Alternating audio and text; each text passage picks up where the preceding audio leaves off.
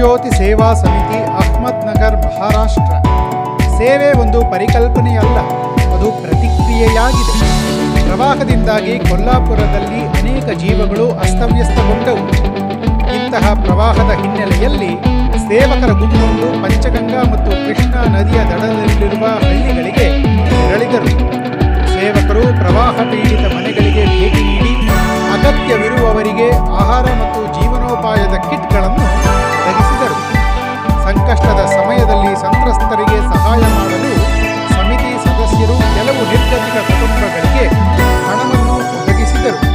ಇಂತಹ ಪ್ರಕ್ಷುಬ್ಧ ಸಮಯದಲ್ಲಿ ತಮ್ಮ ಸಹಾಯಕ್ಕೆ ಬಂದಿದ್ದಕ್ಕಾಗಿ ಫಲಾನುಭವಿಗಳು ಸೇವಕರಿಗೆ ಹೆಚ್ಚು ಮೆಚ್ಚುಗೆ ಮತ್ತು ಕೃತಜ್ಞರಾಗಿದ್ದರು. ಅಗತ್ಯವಿರುವ ಜನರಿಗೆ ತಲುಪಲು ಸಾಧನವನ್ನಾಗಿ ಮಾಡಿದ್ದಕ್ಕಾಗಿ ಸೇವಕರು